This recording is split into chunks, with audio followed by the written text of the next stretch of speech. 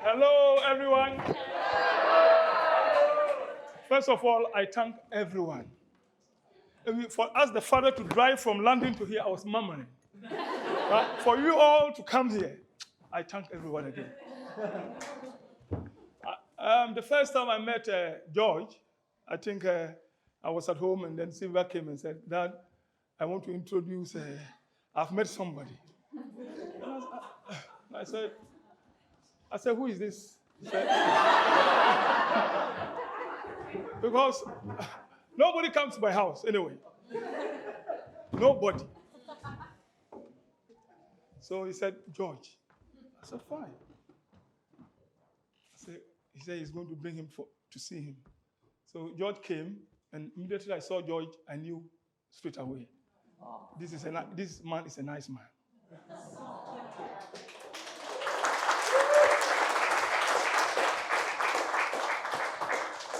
You see, marriage is not, it's the family that you go to. If you are marrying somebody and then you enter that family and then you see that the family are very nice, you feel comfortable. It is not the marriage, but it's the family. But this is what I told Sylvia. I said, Sylvia, you've had a very nice family. I don't have any option. I also thank George's mom. She's very, very nice. She's always smiling. She's always smiling. We, the Ghanaian people, are very humble people. If you have heard of Ghana, we are very nice people. So anytime we come across people like that, we are happy. We are people that were brought up by the British. It was the British who colonized Ghana. Yeah. So our behavior and so many things is like the British. Yeah. So what I'll say is, I'm not going to talk very much. I've entered a very good family. They've received us. We've also received them. So we are happy. They are happy. That's all. We thank God. So I want everybody. Yes.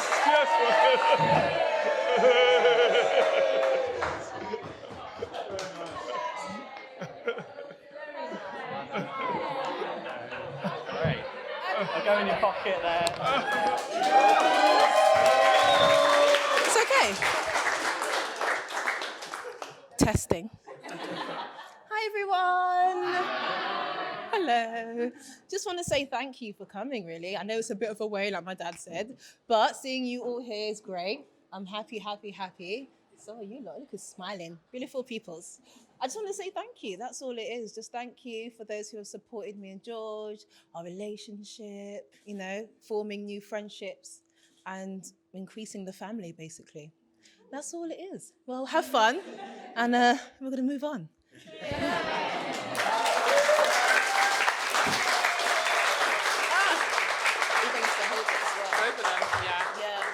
Okay. Okay, guys. Hi. I'm Lisa. I'm the maid of honor, and I'm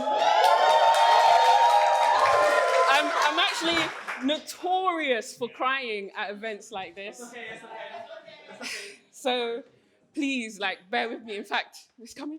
I hold it together, through the church service, everything. I'm sorry. I did this to myself, I swear. So I can be concise and stuff. I've written everything that I want to say down because I can waffle. Okay. So yeah, I'm so happy to be here celebrating my best friend's wedding. It's so surreal. We talk about this all the time, oh my God, we're growing up. Oh my God, we're getting married, we're having children. Oh my God, this is too much. But yeah, so I'm gonna keep this short and sweet. Let me go in and say that Sylvia is one of the most trustworthy, warm, kind-hearted, open-minded, loyal, considerate human beings that I have probably ever met. She has a way of just reeling you into her warm circle, her warm bubble. And honestly, now that I'm in the bubble, I don't want to ever leave. So I'm here for the long run. I'm just telling you that now. But yeah, I'm not surprised that George was like struck by her beauty and her grace when he first saw her. So, it's lovely seeing them together. It's lovely just seeing them go from strength to strength, moving through milestones together, because I met my now husband around the time that, the same year that they met. So it's just lovely kind of like seeing them. We kind of like going through, or jumping on a wave, like we're on the same wave. So, talking of which, like babies, come on, I had mine like in January. Like, come on, we can't, you need to do something. Anyway, no pressure, no pressure. I'm joking. But okay, so Sylv left me a voice note last week talking about how, she was speaking to one of her aunties that couldn't make it, talking about how, she gave her advice and she really appreciated it, etc. And she asked me, seeing as I've been married for like 2 years now, for some advice. And I'm like, well, I'm still a novice in this. Like, I'm still kind of like at the beginning of my journey. So, I asked around, I asked my mom. She has lots to say. Unfortunately, she's not in the room right now. But, she gave me really, really great advice. So I thought I'd share it, with, to you and George. So, one, never go to bed angry, which obviously came up in church service today. Stay up and fight all night if you need to, but just don't sleep, being angry, which is easier said than done. Split your duties equally, another easier said than done thing, but it can be done, Make him something to eat from time to time so it keep him quiet. Like, we don't, if you have, okay. All right, and then 2 best phrases to include in your vocabulary are "I understand" and "you're right." Like, let's just put it like that. And say yes more often than you say no, which is a good one too. Show gratitude in different ways. Like, as you go through life, it's going to be, really manic, and it's going to be harder to kind of like connect one-on-one. But if you can just do little things for each other, I'm sure, that's what I try and tell Joe. He's still working on it, but I'll get him. And compliment each other daily. And I mean, like, you wake up in the morning, oh, you look lovely, even though you may not feel it. Just, and then treat each other to some spontaneous date nights. I think that's a good one, that'd be nice. Oh, and one more thing, just leave the toilet seat down. That's all I've got to say. Thank you so much. Thank you.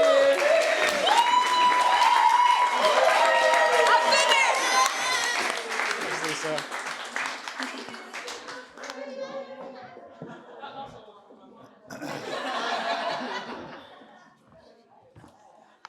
Thanks a lot, Lisa. Thank you so much, everyone, for coming. Half of you have come from London, and I've got a load of family from Reading. And my auntie Tina and Veronica and Sam have come all the way from America to be here. So thank you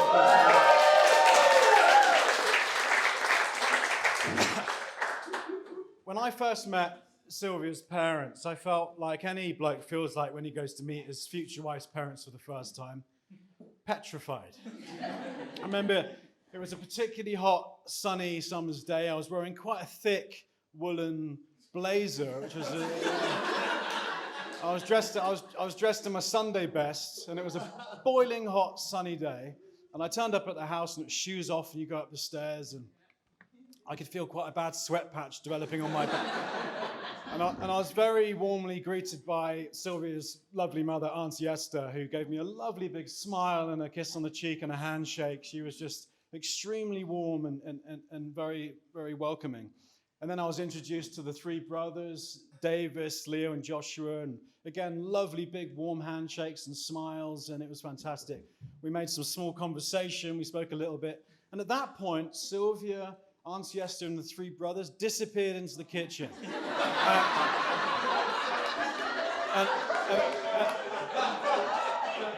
And they pushed me into the living room like a bit like an actor being pushed on stage asking to perform without a script. Kind of. And in the living room was Uncle David sitting on the sofa. And he gave me, a lovely warm handshake and big smile, and it was fantastic. And And at that point, I was really starting to overheat. The sweat patch on my back was getting bigger and bigger. I couldn't take off my jacket because I didn't want anyone to see. I was getting beads of sweat on my forehead. And I went to sit down, and their sofa in the living room is a particularly low, squishy sofa, and it's really hard to sit up smartly. I was perched on the front edge, and my knees were in my chest. It's making it quite hard to breathe. And I was telling myself, just stay cool, stay cool. And Uncle David's only real question was, is your mother pleased with Sylvia? And I said, she loves her to bits. Of course she's pleased. They got on great. And he was very pleased with that. And that was really his only question. We spoke a little bit about tennis and about some sport, and that was great. And at that point, Sylvia, Auntie Esther, and came into the living room and joined us. And we were instructed that in order for us to court socially, we'd have to marry in the traditional Ghanaian way, which we did. We had a ceremony in the house, and then a big dancing and dinner in the local church hall. Many of you were there. It was really fantastic. But this warmth and sincerity and the kind of openness and simplicity that I received from Sylvia's family was exactly the same feeling I got from Sylvia when we first met. We bumped into each other outside my old office in Farringdon, and Sylvia was working with Ash's mother, Karen, on a play, and Karen introduced me to Sylvia, and I shook her hand, and she gave me the biggest, most beautiful smile that anyone's ever given me in my life. And I knew at that point that she was something special. I said to Asher, who is that beautiful girl I just met? And he said, it's Sylvia. She's working with my mum on a play. I went to see the play a few weeks later, and I arranged to meet Sylvia in the bar afterwards, where I asked her out to dinner, and luckily she said yes. And when we went out, she was giggling and doing silly voices and impressions and things, which was great. It's exactly what I like to do, so we got on great straight away. And then I was at work one day, and suddenly out of the blue, she rang me up and said, George, we need to talk. And I was like, oh, here we go. She's going to pull the plug. I knew it was too good to be true. I knew it. And she sat opposite me in the restaurant and said, are you serious about me, George? I said, Sylvia, I've never been more serious about anything in my life. Look at us now. I told you I was serious.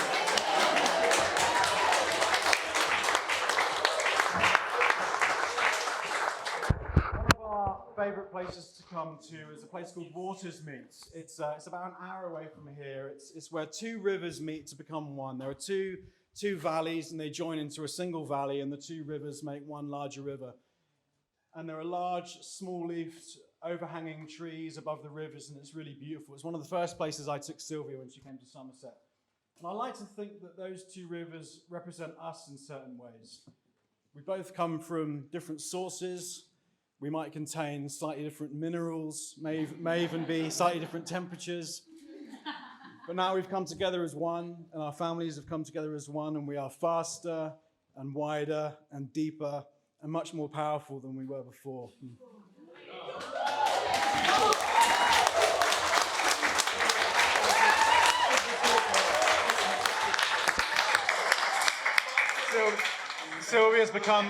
Sylvia's become my best friend, and I can't wait to spend the rest of our lives together. Thank you.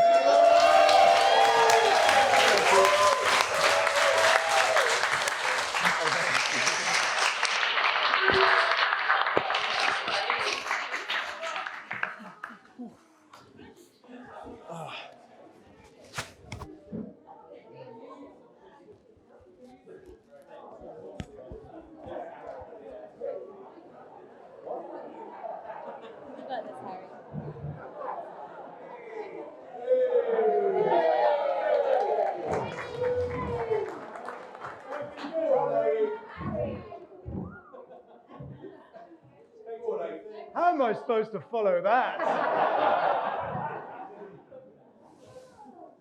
Hi.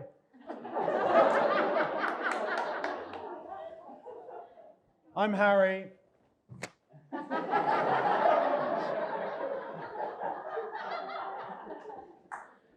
For those of you who don't know me, I think I've met most of you today, and for many of you I've known for many years. I'm George's brother.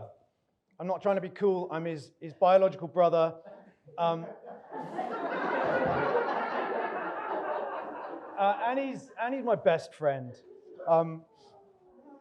So I'm super happy to be here today. You've made me well up, George, and at this wonderful celebration of love and diversity. The world needs more of exactly this.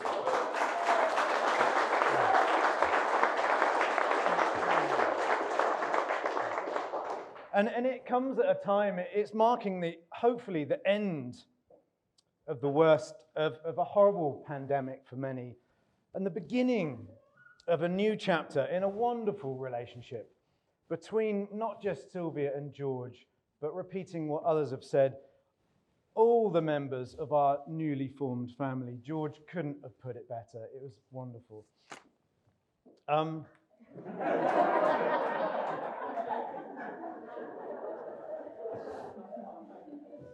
Thank you.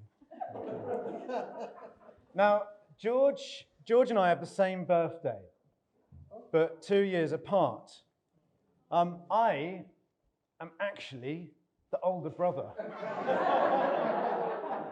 I was going to say, it says here, the older, wiser brother, if you will. But I take that back. Your speech was too good. I can't claim that anymore. Anyway, it was on my second birthday, on the 14th of May, 1980, that my parents, Elizabeth and Carl, who can't be here today, sadly, gave me the best present a boy could ever wish for. It was about this big, £7. From Woolworths, it was a radio-controlled car.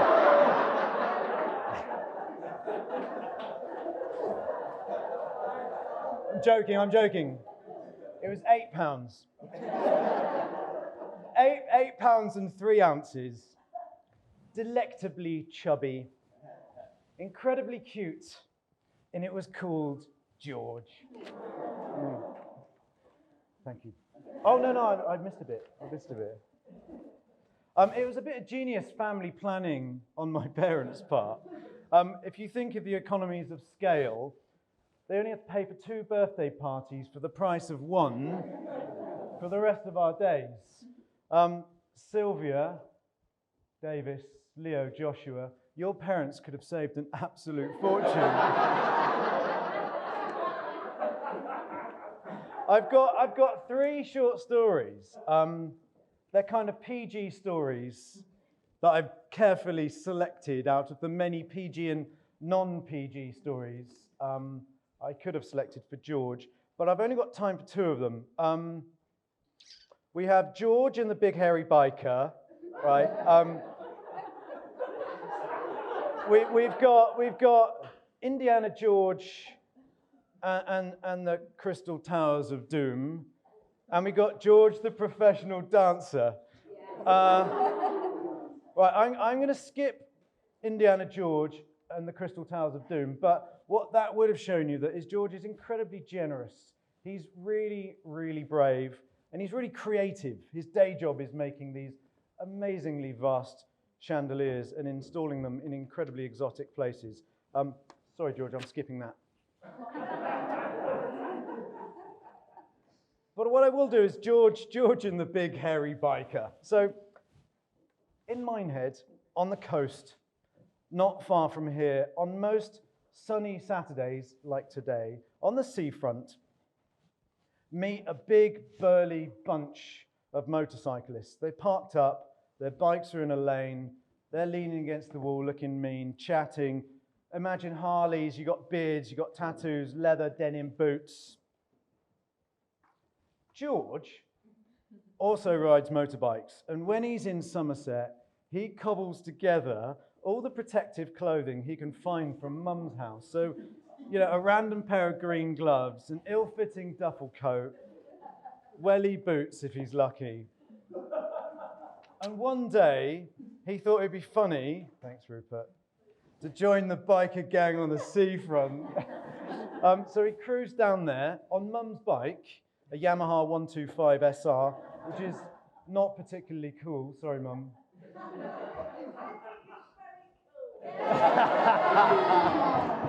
Mum is very cool, but her bike isn't. But George, on this particular day, is feeling very cool. He parks up next to the biggest Harley, struggles out of Mum's helmet, and struts up next to the biggest hairy biker and gives him a knowing nod. Big hairy biker completely ignores him. And I didn't hear the conversation that followed. I was across the road kind of cringing and laughing. Thanks, Rupert. But judging by the seriousness of big hairy biker's face, it definitely didn't start well, the conversation. But George has got this amazing ability to find the common ground with almost anybody. He resonates with so many people. He's persistent. He's incredibly funny. And by the end of their conversation, I would have loved to say that George had won the heart of Big Hairy Biker and had him in fits of laughter, but he totally didn't. My next story is George the Professional Dancer. Wikipedia defines dancing as a performing art form consisting of purposefully selected sequences of human movement. Some of you may think you've got natural rhythm. Not quite like George. George loves his dancing, and he's usually the first on and the last off any dance floor, dripping with sweat. I was in a club with George once, and as usual, he was on the dance floor, sweating from head to toe, throwing some amazing shapes. And on this one occasion, he had at least 10 people filming him, just like he was a professional dancer. For those of you who were at the engagement party, you haven't experienced the real George yet. You really haven't. Today could be the day. Don't let me down, please, George. Don't let me down. Now, my story comes full circle, but before I do, I think there are a few thanks that haven't been made yet. Did anyone notice the amazing flowers that were in the church today? Well done, Mum, and everybody for putting the flowers together. Absolutely beautiful and unmissable. Another toast that hasn't been made, I don't believe, is to all of the amazing bridesmaids. There are certainly a lot of you, and you look absolutely gorgeous.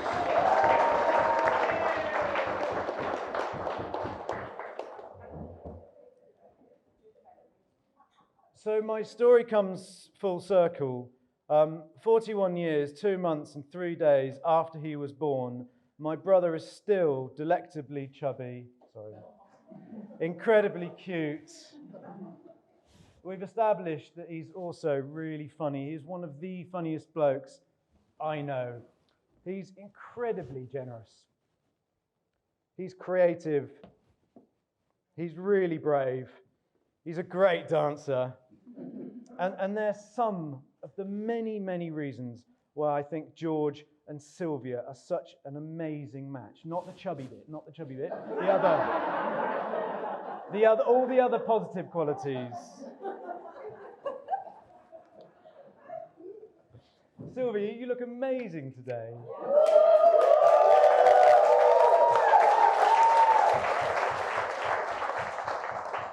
And you know what? I am super, super excited to have a sister.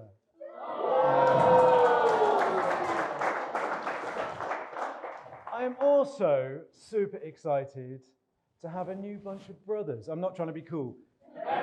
Joshua, Leo, Davis. I'm super excited to have a new bunch of brothers.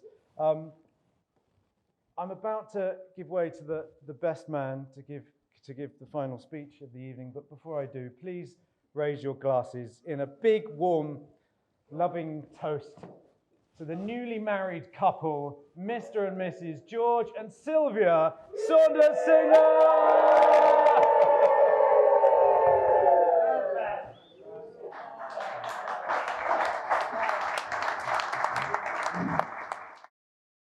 So, let's have a look. What they said. Yeah. Amen.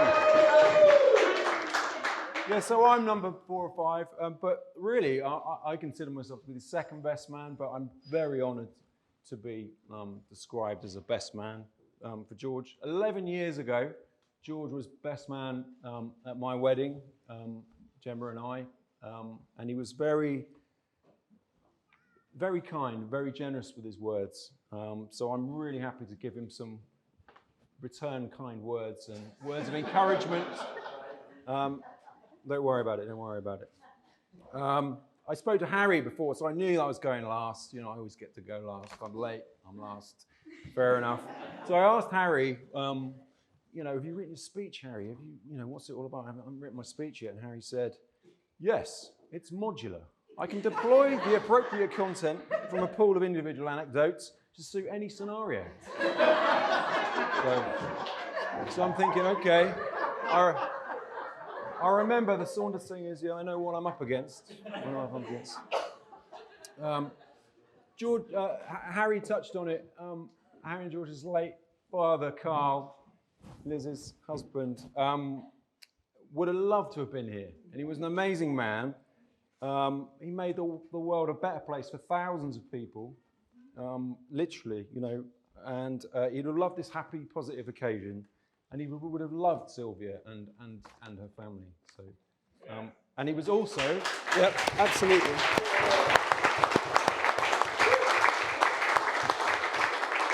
He was also a massive piss taker. So he really was. He really was. Carl was at our wedding breakfast 11 years ago, George's speech, and from my speech as well, as a very happy groom to my beautiful wife, Gemma. And I remember very clearly I'd made a really ham-fisted, tasteless joke about my late grandmother. Didn't go down very well. And Carl gestured from the people, a sort of a teary eye like this. And to this day, I don't know whether he meant that was really touching or I'm crying inside. I could never tell. So this is what I'm up against, you know. But I know Carl would have made a great speech if he was here. You wouldn't have been able to stop him. You wouldn't be able to stop him. So anyway, so time. I know it's getting late. Time to deploy my secret weapon. Kiss. Kiss.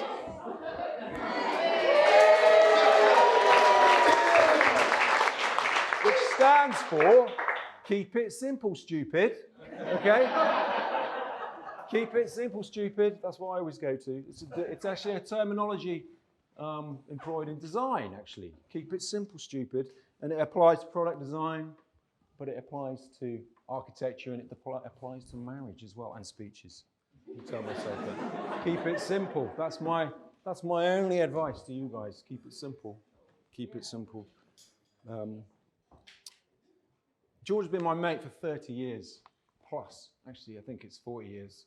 And our mums, Liz isn't my mum, but Liz and Judith literally bumped into each other with me and George in utero 41 years ago. And then we've been kind of messing about ever since then. George has been a loyal friend to many, and you can tell, as Harry said, he's very outgoing, very, very kind. A brilliant brother and a brilliant son, as you can tell. He's extremely generous, sometimes to the point of sort of self-theft. Most of you know how gut-splittingly hilarious he is. You should try and find that out if you don't know that already, because he really is. And yes, he's a slick man, and on occasion extremely special. Special. So yeah, we'll leave it at that. George is very competitive as well. We spent most of, well, he's still going. He pretty much beats me at everything, particularly sport. So I went through, I had to rack my brains to find an event where I beat him, and it was a biathlon in maybe 1993, 94, somewhere like that, in Burnham-on-Sea. And it was a wet day. We were running and we were cycling. And the only reason I beat him was because he had a road bike and I had a mountain bike, and it was wet, and we were going around a field, and he got really bogged down and doing wheel spins, and I just breast on past him and took the victory. So, but apart from that, he's beaten me at everything. He's a very competitive and high-performing individual. Sylvia. Very, very athletic. Very athletic. But above all, he's honest. At times, he's entirely unreliable, but he's reliably truthful, and that makes him very easy to love. He's honest about what he wants: global success and notoriety, a beautiful wife. You're halfway there. And what does he need? He's honest about what he needs: a lot of love, packet of fags. So, he's a very honest guy. They say truth is like poetry, and most people fucking hate poetry, okay? But not George. George loves poetry. George writes poetry. He does. And he loves the truth as well. But so I'm gonna let you all go and get on. But I've got a poem here, written especially for you and Sylvia, by a local celebrity. Okay.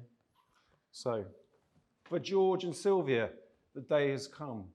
Not cloud and rain, blue sky and sun. Today's the day, they're underway. Okay, at the harbour wall, with pounding hearts, their journey starts. Who would not feel a moment's fear at the wide spread of ocean lying here? So wear the wind to power the sails, and wear the compass and the charts. Our love for them, that blows them on. Through towering seas and numbing calms, we fill their sails and help hold the wheel. It's we who are the guiding stars, we are the constant wind. There you go.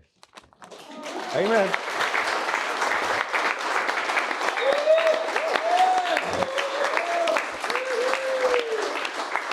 Cheers, George. Sylvia.